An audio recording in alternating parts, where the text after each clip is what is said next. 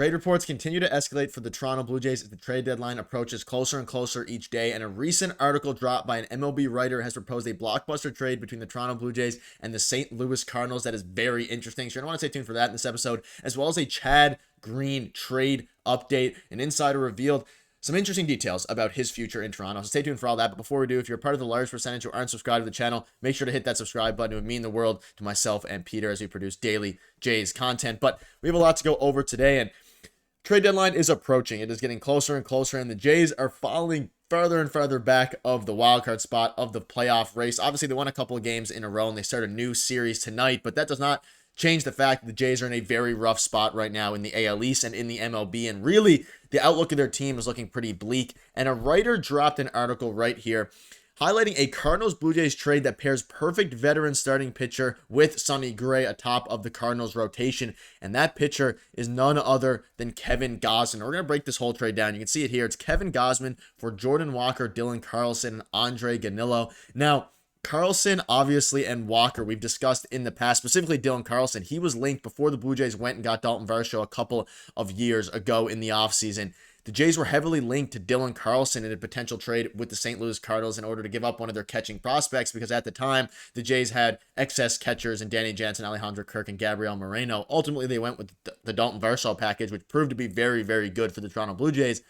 But when you're looking at this trade, and I'll get into the stats of everybody, at the surface, I don't necessarily hate it for the Toronto Blue Jays. Now, I'm not exactly sure if the Blue Jays would want to make this type of deal and give up their ace. In theory, at least, he hasn't been an ace this year for the Toronto Blue Jays, but their ace, Kevin Gosman. But you're getting a top prospect in Jordan Walker, who had a very good season last year, even though he hasn't fully lived up to his expectations and to his hype. And you're also getting Dylan Carlson, who's a former Rookie of the Year finalist, and you're also getting a prospect right-handed pitcher there, sorry.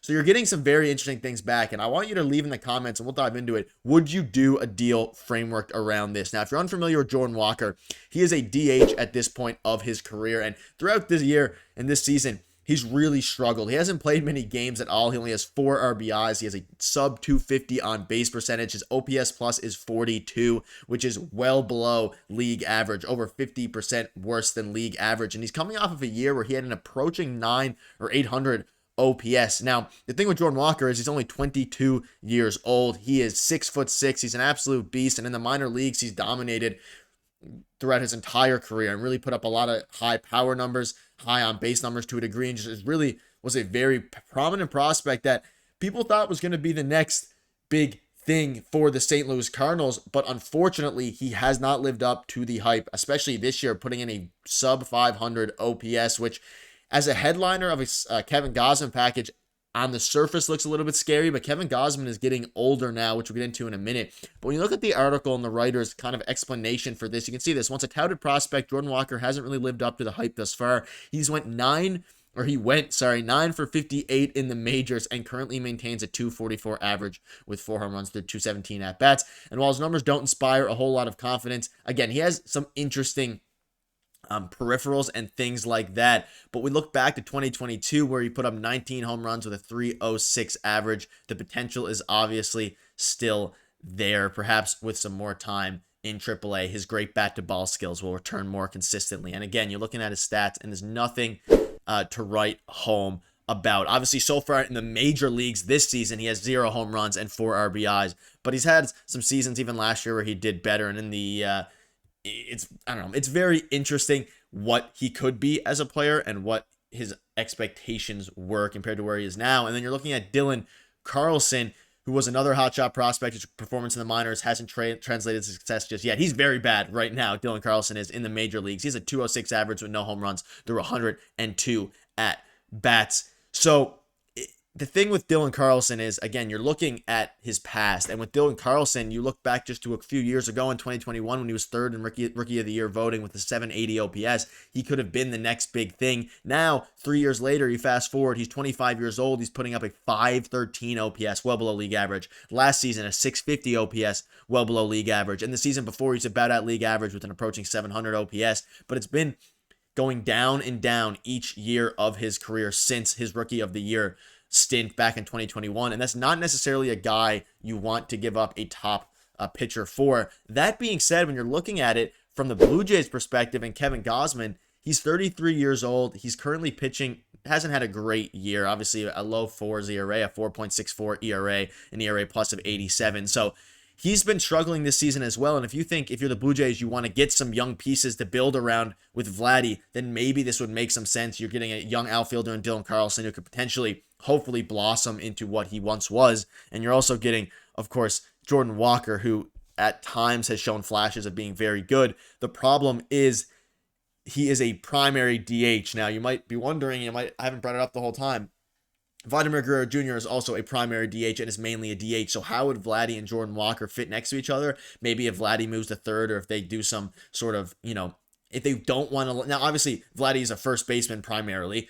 We know that. But he also plays a lot of DH. And when you're looking at Alejandro Kirk, who also plays a lot of DH, and Danny Jansen potentially being on the move either at this trade deadline or if they don't re-sign him, you're looking at a spot now where you have Alejandro Kirk, you have Vladimir Guerrero Jr., and you have Jordan Walker all occupying a potential DH spot each and every night through the lineup. And that's obviously with Justin Turner, who's also a DH right now, but he's going to be gone at the end of the year. So the logistics of the trade aren't necessarily great for me. I don't love it. I don't hate it, though. Like, the return has a high ceiling. And for one pitcher in Kevin Gosman, who obviously has been the Blue Jays ace for the past however many years, this season is struggling a bit. I don't necessarily hate it for the Toronto Blue Jays, but I don't know if the fit is there unless they think that Dylan Carlson is really going to be a big guy going forward. Now, they have Jordan Walker listed as an outfielder and a third baseman.